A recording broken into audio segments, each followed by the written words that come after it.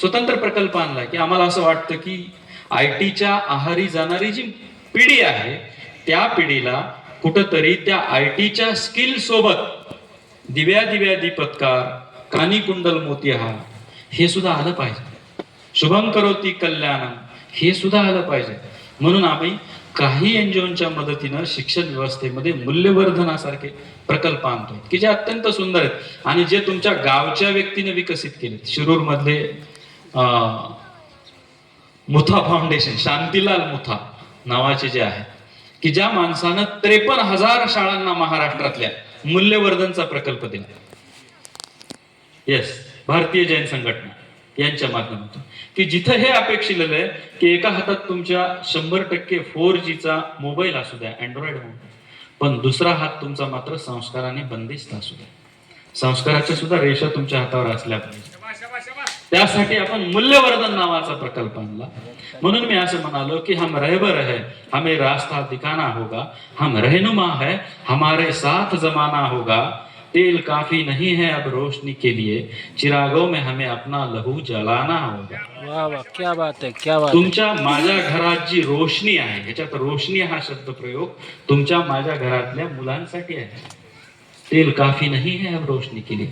सगळ्यांना घरात प्रॉब्लेम आहेत, मला माहिती आहे. सगळ्यांची मुलं ज्या पौगंडावस्थेतून जातात आणि ज्या गोष्टी आपण पालक म्हणून फेस करतो, त्या का करतो तर कुठंतरी संस्काराचं मूल्य कमी झालं. तेल काफी नहीं है अब रोशनी के लिए, चिरागों में हमें अपना लहू जलाना होगा, फलों से लदी है अपनी सब डालियां. 6वां वेतन आयोगाला 7वां वेतन आयोग. फलों से लदी है फलों से लदी है अपनी सब डालियां, तराश कर पत्थरों को हीरा बनाना होगा.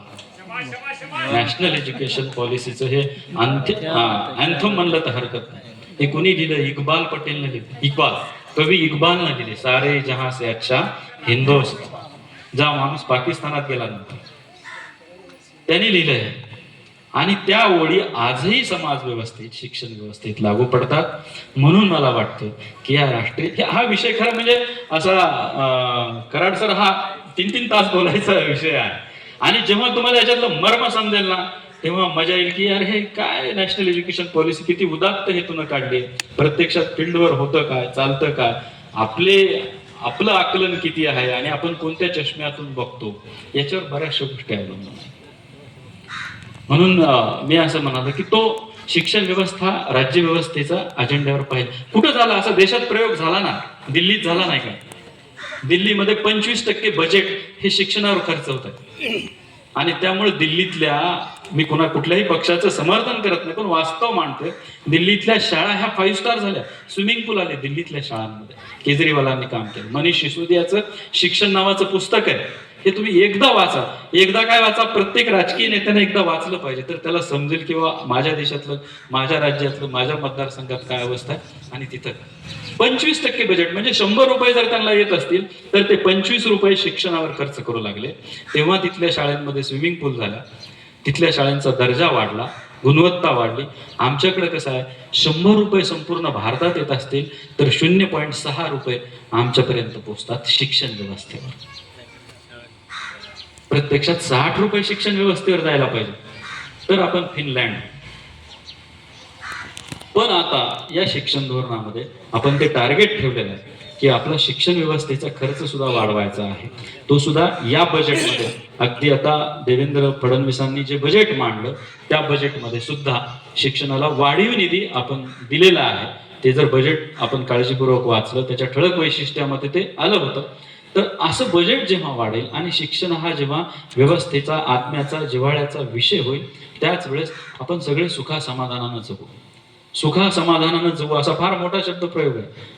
सदन जगू आपण सदन जगतोय आता सध्या, पण सुखासमाधानानं जगतायत असं मला वाटत नाही. शिक्षण व्यवस्थेचं हे अंतिम ध्येय आहे की या देशातला प्रत्येक नागरिक हा सुखासमाधानानं जगला पाहिजे आणि ही पृथ्वी हे माझं घर आहे असं समजला पाहिजे.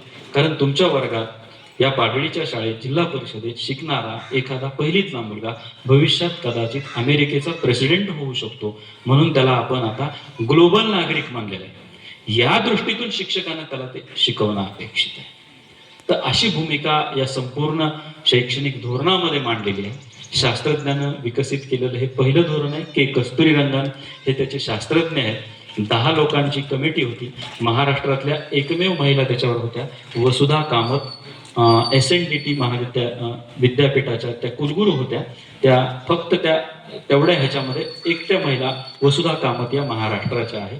असं अत्यंत विचारपूर्वक आखलेलं एक धोरण आहे. आपल्या सगळ्यांवर त्याची जबाबदारी आहे, खांद्यावर जबाबदारी, विशेषतः शिक्षकांवर, त्यापेक्षा जास्त पालकांवर, त्यापेक्षा जास्त राज्यकर्त्यांवर, की हा शिक्षण धोरणाचा जो आहे तो आपल्या खांद्यावर आपण यथार्थपणे जर वाहिला तर 100% भविष्यातली पिढी जी आहे ती अत्यंत सुंदर आणि गुणवत्तापूर्ण संस्कारशील होण्यास हरकत नाही. मला वाटतं अध्यक्ष समारोहामध्ये मी माझं हे मनोगत थांबवतो. आम्हाला ज्या इच्छेनं किंवा ज्या अपेक्षेनं संयोजकांनी बोलवलं, मग ते कराड सर असतील, मॅडम असतील, त्यांचे मी आभार मानतो की तुम्ही आम्हाला ही संधी दिली. खरं म्हणजे आम्ही हे विचार करत होतो की एखाद्या गावात काय शिक्षण धोरणावर बोलायचंय, पण त्याची दुसरी अशी बाजू होती. मी सरांना असं म्हणालो की ते गाव किती हुशार असेल, एखादा सप्ताह करण्यापेक्षा त्यांनी अशा पद्धतीने एखाद्या छोट्याशा गावात शिक्षणावर परिसंवाद ठेवलाय. आपण तिथं निश्चितपणे जायला पाहिजे. 10 जरी लोक असतील तरी हरकत नाही, कारण ती 10 शहाणी होणार आहेत आणि ती 100 शहाणी करणार आहे. त्यामुळे आपण तिथं जायला पाहिजे. हे तुमच्या गावाचं कौतुक आहे, तुमच्या सजगतेचं कौतुक आहे. इतकी सजगता जर सगळीकडे आली तर सुजलाम सुफलाम व्हायला आपल्याला हरकत नाही. Thank you very much. धन्यवाद.